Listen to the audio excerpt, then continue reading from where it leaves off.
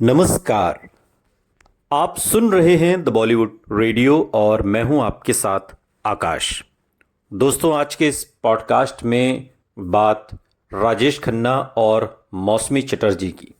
दरअसल आपको इस पॉडकास्ट में हम मौसमी चटर्जी का इंटरव्यू सुनाएंगे, जिसमें उन्होंने दिल खोलकर सारी बातें कहीं। आवाज़ मेरी, लेकिन शब्द मौसमी चटर्जी के हैं। और राजेश खन्ना के साथ उनकी नोकझोंक का किस्सा भी आपको सुनाएंगे, जिसमें दोनों ने एक दूसरे पर ऐसी टिप्पणी कर दी कि दोनों ही खामोश हो गए। ये बात उस दौर की है जब राजेश खन्ना अपने जो कामयाबी है, अपना स्टारडम है, उसके शिखर पर थे। और जब राजेश खन्ना ने एक्ट्रेस मौसमी चटर्जी के कैरेक्टर पर सवाल खड़े कर दिए तो हंगामा हो गया था। राजेश खन्ना ने मौसमी चटर्जी की प्रेगनेंसी और बच्चे को लेकर कुछ ऐसी बातें बोल दी जिससे एक्ट्रेस बौखला गई थी। लेकिन मौसमी चटर्जी ने भी राजेश खन्ना को उसी लहजे में जवाब दिया और एक्ट्रेस ने दिखा दिया कि जब खुद की इज्जत पर कोई कीचड़ उछालने की कोशिश करता है तो कैसा लगता है। और मौसमी चटर्जी चेहरे से भले मासूम और भोली सी लगती हूं, पर वो एकदम तीखी और तेज तर्रार रहीं और मौका मिलने पर जवाब देने से वो चूकती नहीं हैं। लेकिन बात मौसमी चटर्जी के इंटरव्यू की हो रही है, तो हुबहू वो इंटरव्यू हम आपको पेशे खिदमत करते हैं। और पहला सवाल मौसमी से किया गया कि आपके बचपन के बारे में बहुत कम जानकारी है। तो मौसमी कहती हैं कि मेरा जन्म कलकत्ता में हुआ था। मेरे दादाजी ब्रिटिश काल में जज थे, मेरे पिता सेना में थे और मेरी माँ गृहिणी। मेरे नाना जी वर्तमान बांग्लादेश से थे और मेरे ससुर हेमंत कुमार हैं। यही मेरा पूरा बचपन है। अगला सवाल होता है कि आपकी पृष्ठभूमि चूंकि अभिनय की नहीं रही, तो आप एक्ट्रेस कैसे बनी। मौसमी कहती हैं कि हमारे घर में औरतें काम नहीं करती थीं, वो केवल अध्यापन जैसे महान पेशे में ही जा सकती थीं। और इस पर सवाल होता है कि एक्टिंग क्या कोई महान पेशा नहीं है। इस पर मौसमी कहती हैं कि ये एक प्यारा पेशा है और मुझे बहुत नाम और शोहरत मिली, मुझे बहुत सारे अवसर मिले और मैं फिल्म इंडस्ट्री की बहुत आभारी हूं कि उन्होंने मुझे स्वीकार किया। अगला सवाल होता है कि भगवान ने आपको बहुत कुछ दिया है। वो कहती हैं कि हाँ, लेकिन मैंने अपना बच्चा भगवान को दे दिया। और लेकिन मैं खुश हूं क्योंकि हर दिन एक माँ अपने बच्चे को खो रही है, खासकर हमारे सैनिकों को। लेकिन हम रात को ठीक से सोते हैं जब एक माँ अपने सैनिक बेटे को खो देती है, तो वो दूसरे बेटे को तैयार रहती है। हमारा दर्द उनके सामने कुछ भी नहीं है, इसलिए मैं हंस सकती हूँ, मैं मुस्कुरा सकती हूँ। मैं हमेशा कहती हूँ कि आपको खुशी का स्रोत होना चाहिए। दुख ऐसी चीज़ नहीं है जिसे आपको साझा करना चाहिए। मुझे लगता है कि मैं एक बहादुर महिला हूँ, मेरी परवरिश अच्छी तरह से हुई है। और वो याद करती हैं कि संजीव कुमार ने एक बार मुझसे कहा था कि तुम पहली शख्सियत हो जिन्हें मैंने अकेले रहना पसंद किया है, तुम अकेले ही खुश हो। और अगला सवाल होता है कि फिर आप एक्ट्रेस कैसे बन गई। मौसमी कहती हैं कि मेरी किस्मत थी। मेरे पिताजी का टॉलीगंज में एक घर था, तो एक लाइन में 3-4 स्टूडियो थे और मैं फिल्मों की शौकीन थी शुरुआत से।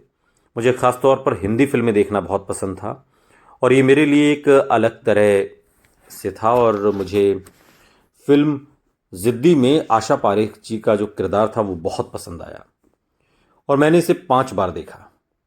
मैं घर आकर शीशे के सामने एक्टिंग किया करती थी और मुझे फैशन की चीज़ें बहुत पसंद थी। मुझे सनग्लास, स्कार्फ वगैरह पहनना बहुत पसंद था।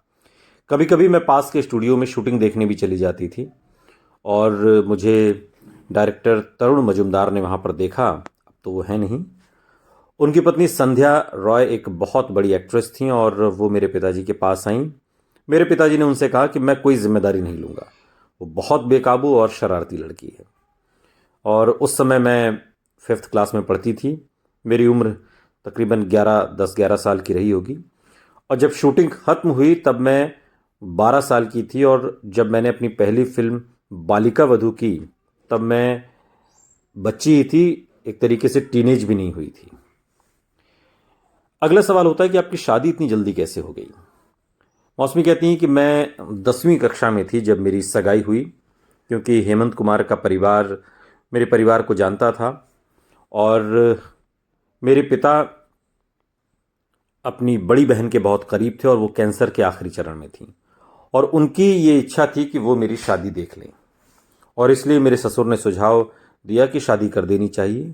तो मैंने अपने एग्ज़ाम वगैरह भी छोड़ दिए और मुझे उसी समय एक फिल्म में मिल गई और सब कुछ ठीक चल रहा था।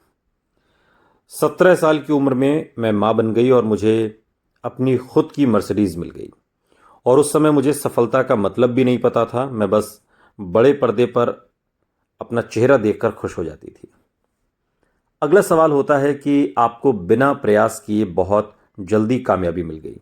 मौसमी कहती कि हाँ, लेकिन मुझे ये हाय कहना नहीं आता था।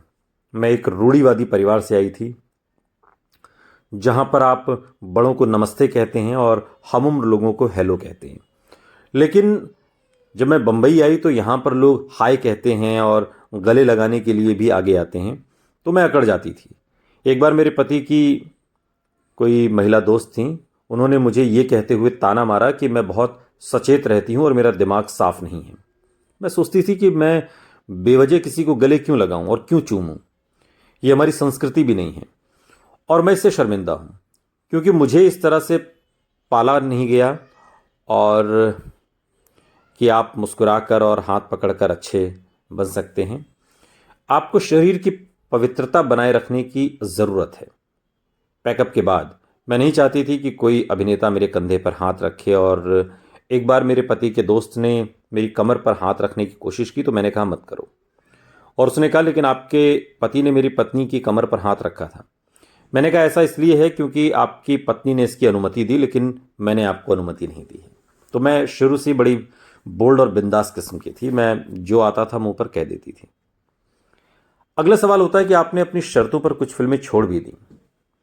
मौसमी कहती हैं कि कभी कभी हाँ, क्योंकि मुझे किसी भी चीज़ में समझौता करना पसंद नहीं है। मुझे एडजस्टमेंट करने में कोई आपत्ति नहीं है। मैं अपने बच्चों से भी कहती हूँ कि कोई समझौता मत करो क्योंकि अन्यथा तुम एक दुखी आत्मा हो। और इसलिए जब मैंने देखा कि मैं ऐसी स्थिति में हूं जहां मुझे समझौता करना है तो मैंने इसे छोड़ दिया। क्या देश प्रेमी भी एक ऐसा उदाहरण है? अगला सवाल होता है, देश प्रेमी एक फिल्म। हाँ, सिर्फ देश प्रेमी ही नहीं, बरसात की एक रात भी मैंने इसे साइन किया था लेकिन फिर मैं पिक्चर से बाहर हो गई, मैंने इस फिल्म को छोड़ दिया। क्यों? क्योंकि मैं कभी समझौता नहीं करती। मुझे हर बात पर हाँ में हाँ मिलाना पड़ता था और मैं ऐसा नहीं कर सकती थी और इसलिए मैंने इन फिल्मों को छोड़ दिया। और यहाँ तक कि कई बड़ी हीरोइनों ने भी मुझे सलाह दी कि तुम अच्छी दिखती हो, टैलेंटेड हो, लेकिन तुम हीरो की अच्छी किताबों में नहीं हो, गुड बुक में नहीं हो। और उन्होंने मुझसे कहा कि मुझे ऐसा नहीं होना चाहिए और मैं उस समय दिखावा करती थी कि मुझे कुछ भी पता नहीं है। हेमंत जी हमेशा मुझसे कहते थे कि एक बार जब तुम फिल्म इंडस्ट्री में आ जाओ तो इससे कोई फर्क नहीं पड़ता कि तुम किसकी पत्नी हो, बेटी हो या बहू हो, तुम सिर्फ एक हीरोइन हो। उन्होंने कहा कि सबके साथ हंसो लेकिन किसी पर भरोसा मत करो। उन्होंने कहा कि अगर कोई मुझसे कहता है कि वो मेरे भाई या चाचा जैसा है तो मुझे बहकावे में नहीं आना चाहिए। अगला सवाल होता है कि आपके ससुर ने आपको सलाह दी या आपसे सवाल किए जब आपने इतनी सारी फिल्में छोड़ दी। मौसमी कहती हैं कि कभी नहीं, न तो मेरे पति ने न ही मेरे ससुर ने, लेकिन मेरी सास ने ऐसा किया। उन्होंने मुझे सुझाव दिया कि मैं फिल्मों में स्विमिंग कॉस्ट्यूम क्यों नहीं पहनती, लेकिन मैं आपको बता दूं कि मैंने इसे छुट्टियों में भी नहीं पहना। मुझे डर लगता था कि कहीं कोई मेरी तस्वीर खींचकर अखबार में न छाप दे। मैंने विनोद खन्ना के साथ भी एक फिल्म छोड़ दी थी क्योंकि उसमें मुझे स्विमिंग कॉस्ट्यूम पहनना था। मेरा मानना है कि अगर आपके चेहरे और मुस्कुराहट में कोई कामुकता नहीं है तो आपके सारे कपड़े उतार देने में भी इससे कोई फर्क नहीं पड़ेगा। अगला सवाल होता है कि जब आप देश प्रेमी से बाहर निकली, देश प्रेमी फिल्म से, तो क्या इससे अमिताभ बच्चन के साथ आपके रिश्तों में कुछ फर्क पड़ा, कुछ खटास आई? मौसमी कहती हैं कि बिल्कुल नहीं, क्योंकि मैंने अमिताभ बच्चन को संघर्ष करते देखा है। उन्होंने हमेशा ए ग्रेड में आने की पूरी कोशिश की। मैंने कभी भी बतौर एक्ट्रेस अपना 100% नहीं दिया। महेश भट्ट ने एक बार कहा था कि जब भी आपका करियर ऊपर जाता है तो आप प्रेग्नेंट हो जाती हैं। उन्होंने कहा कि ये मेरे करियर में बाधाएं हैं और मैंने उन्हें सही किया और कहा कि इससे मेरी जिंदगी में रंग भर गए हैं। अगला सवाल होता है कि जब आप प्रेग्नेंट हुई तो आपने कभी नहीं सोचा कि इसका असर आपके करियर पर भी पड़ेगा? मौसमी कहती हैं कि मैंने कभी नहीं सोचा कि मेरा कोई करियर है। मैं कभी किसी दबाव में नहीं रही क्योंकि मेरे पास पहले से वो सब था जो मैं चाहती थी। मैंने कभी अपने करियर और अपने स्टारडम को इतनी इंपॉर्टेंस नहीं दी। अगला सवाल होता है कि क्या आप अपनी सर्वश्रेष्ठ प्रदर्शनों की लिस्ट बना सकती हैं जो फिल्में आपको सबसे ज़्यादा पसंद हो? मौसमी कहती हैं कि आज तक मुझे नहीं लगता कि मैंने कुछ ऐसा किया है जिस पर मुझे गर्व हो। लोगों ने कच्चे धागे, रोटी कपड़ा और मकान इन फिल्मों के लिए मेरी सराहना की। मनोज कुमार मुझसे हमेशा नाराज रहते थे क्योंकि मैं रोटी कपड़ा और मकान के दौरान भी प्रेग्नेंट हो गई थी और उन्होंने मुझे छोड़कर सभी को ट्रॉफी दे दी। शशि कपूर ने मुझे बताया कि उन्होंने कहा कि तुमने पूरी इंडस्ट्री को परेशान कर दिया है। हर किसी को ट्रॉफी मिली लेकिन तुम्हें नहीं मिली। तुम पर 20-30 हज़ार कौन खर्च करेगा? घायल के लिए सभी को अवार्ड मिला। मैंने धर्म जी को बताया, मुझे अवार्ड फंक्शन में बुलाया गया लेकिन मुझे ट्रॉफी नहीं दी गई। तो ये होता रहता है इंडस्ट्री में। अगला सवाल होता है कि आपका पसंदीदा कलाकार कौन है? मौसमी कहती हैं कि अगर आप मेरे साथ काम करने वाले सहकर्मियों के बारे में पूछें और जिनके साथ मेरी कई लड़ाइयाँ भी हुई तो वो ऋषि कपूर और मिथुन चक्रवर्ती हैं। मैंने मिथुन को जीवन के हर पड़ाव पर बहुत संघर्ष करते देखा है लेकिन उन्होंने कभी भी मुझे हीरोइन की तरह ट्रीट नहीं किया। और ऋषि कपूर बहुत ईमानदार थे। उन्होंने माना कि उन्होंने बॉबी के लिए पुरस्कार पाने के लिए पैसे दिए और कितने लोगों में ये स्वीकार करने की हिम्मत है। मुझे भी पुरस्कार खरीदने के प्रस्ताव मिले लेकिन मैंने मना कर दिया। मुझे अनुराग और रोटी कपड़ा मकान के लिए प्रस्ताव मिले। मैंने कहा कि मैं अपने पुरस्कारों के लिए पैसे नहीं दूंगी। पैसे देकर पुरस्कार नहीं खरीदे जाते। अगला सवाल हुआ कि आपने अमिताभ बच्चन के साथ एक फिल्म में काम किया और फिर लंबे समय तक उनके साथ काम नहीं किया और बहुत बाद में आपने उनके साथ फिल्म पीकू में काम किया। मौसमी कहती हैं मैंने ये सिर्फ डायरेक्टर शुजीत सरकार के लिए किया था। वो हमारी जोड़ी को साथ लाने के लिए अड़े हुए थे और इस वजह से मैंने फिल्म की। अगला सवाल होता है कि इतने लंबे समय के बाद अमिताभ बच्चन के साथ फिर से काम करना ये कैसा एक्सपीरियंस रहा? मौसमी कहती हैं कि जितना कम कहा जाए उतना अच्छा, लेकिन मुझे शुजीत के साथ काम करके बहुत मज़ा आया। मैं पहले से ही उनकी प्रशंसक थी। मुझे उनके काम करने का तरीका पसंद है और इसलिए मैंने ये फिल्म की। अगला सवाल राजनीति से जुड़ा है कि राजनीति में आपका पहला कदम बहुत अच्छा नहीं रहा। मौसमी कहती है कि देखिए, नंबर 1 तो मुझे राजनीति समझ में नहीं आई और नंबर 2 कि मुझे अभी भी समझ में नहीं आया। मुझे एहसास हुआ कि इसमें बहुत गहरा खेल है और सब कुछ है। ये एक जोखिम है, या तो आप उनमें से एक बन जाते हैं या फिर शालीनता से निकल जाते हैं, अन्यथा आप किसी सड़क दुर्घटना में मर जाएंगे या आपका बच्चा आपसे दूर हो जाएगा। आज भगवान की कृपा से मोदी जी जिंदाबाद। क्या आपको लगता है कि उस समय राजनीति एक खतरनाक खेल है, आज की तरह भी और पहले भी था? मौसमी कहती हैं हाँ, अभी भी है। अगर आप विजेता हैं तो आपके दोस्तों से ज़्यादा दुश्मन हैं। जब आप सीढ़ी चढ़ते हैं तो आपके अपने लोग या जीवन साथी भी इसे बर्दाश्त नहीं कर पाते और ये सब अहंकार की वजह से होता है। यहाँ तक कि आपके अपने बच्चे भी जटिल हो जाते हैं क्योंकि आप बहुत मशहूर हैं। मशहूर लोगों के रिश्तेदार और बच्चे सोचते हैं कि वो उनकी लोकप्रियता और ग्लैमर को बर्दाश्त नहीं कर रहे हैं। राजनीति मेरे लिए नहीं है।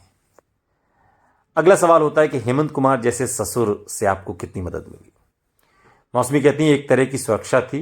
लोग किसी बड़ी हस्ती की बहू के साथ कुछ करने से पहले 10 बार सोचते हैं और उस समय भी अंडरवर्ल्ड बॉलीवुड में पैसा लगाता था, लेकिन खुलेआम कोई मुझ पर झपट नहीं सकता था, ना ही गले लग सकता था। उन्हें पहले सोचना पड़ता था, इसलिए वो सुरक्षा, वो प्रोटेक्शन हमेशा रहता था मेरे साथ। और इस वजह से मुझे काम करने में कभी कोई दिक्कत नहीं आई और इसलिए सब कुछ सही चलता रहा।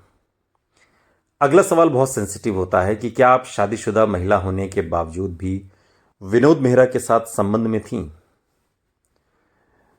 मौसमी थोड़ी देर पॉज लेने के बाद कहती हैं कि वो मेरी शादी में बेस्ट मैन था। वो मेरे पति के साथ जेवियर कॉलेज में पढ़ता था और हम एक ही बिल्डिंग में रहते थे। हम बहुत अच्छे दोस्त थे। अगला सवाल होता है, तो आप उनसे कैसे जुड़ी? मैं हर किसी के साथ शामिल थी और ऐसा कहा जाता है कि आप रोमांटिक रूप से जुड़े हुए थे। ये सवाल उनसे होता है। तो मौसमी कहती हैं कि उन दिनों कलकत्ता में रहते थे। कलकत्ता में लोग कहा करते थे कि मैं रंजीत मलिक के साथ रोमांटिक रूप से जुड़ी हुई हूँ। मुझे किसी शादीशुदा जिंदगी में कभी किसी चीज़ की कमी नहीं हुई जिसके लिए मैं बाहर की तरफ देखूं। और ऐसा नहीं है, लेकिन इसका मतलब ये भी नहीं है कि मैं अपनी ज़िंदगी में कभी गलत नहीं थी। लेकिन जिस पल मुझे एहसास हुआ कि मैं गलत दिशा में हूँ, मैंने उसे सही रास्ते पर वापस लाने की पूरी कोशिश की। और विनोद मेहरा के लिए आखिरी व्यक्ति विनोद मेहरा होंगे मेरे लिए, जिनके साथ मैं रोमांटिक रूप से जुड़ी हुई थी। और ये सच है, इसके अलावा मुझे इस पर कुछ नहीं कहना। अगला सवाल राजेश खन्ना को लेकर होता है। राजेश खन्ना के साथ आपके संबंध कैसे थे? और एक बार उन्होंने आपके कैरेक्टर पर भी सवाल उठा दिया था।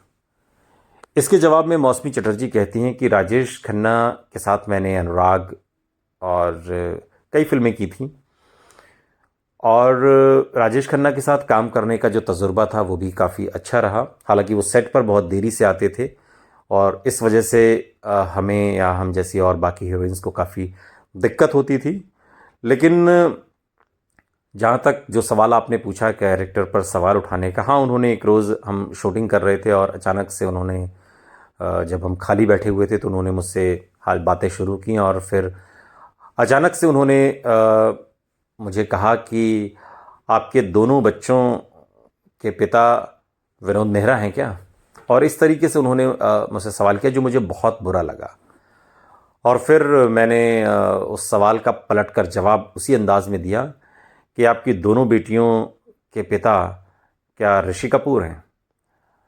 और इतना सुनते ही काका बहुत शांत हो गए और फिर हालांकि हम लोग फिर हंसी मजाक करने लगे और बात को वहीं पर हमने ख़त्म कर दिया। हालांकि इस बात को फिर बाद में तमाम फिल्म मैगजीन्स और पत्रिकाओं ने न जाने कहाँ से पता लगा लिया। यह आप लोगों की बड़ी खासियत है कि आप लोग गुप्त बातें भी ढूंढ लेते हैं।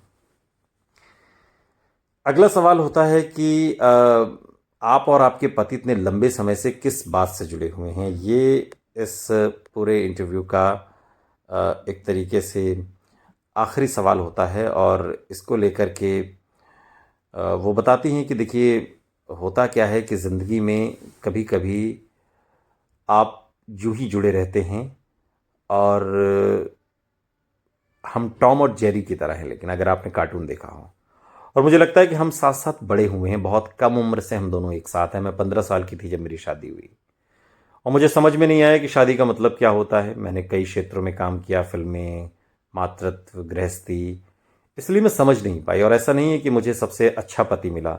अगर आप मुझसे पूछें कि क्या मैं फिर से वही पति चाहती हूँ, तो मैं कहूँगी कि नहीं, मुझे दोबारा से नहीं चाहिए। हो सकता है कि वो भी यही बात कहें। और आखिरी सवाल होता है कि करियर के लिहाज से आप वेब सीरीज़ क्यों नहीं करती हैं? आजकल तो बहुत लोग कर रहे हैं। मौसमी कहती हैं कि ये बहुत कठिन काम है और मैं बहुत आलसी हूँ। सुनते रहिए द बॉलीवुड रेडियो, सुनता है सारा इंडिया।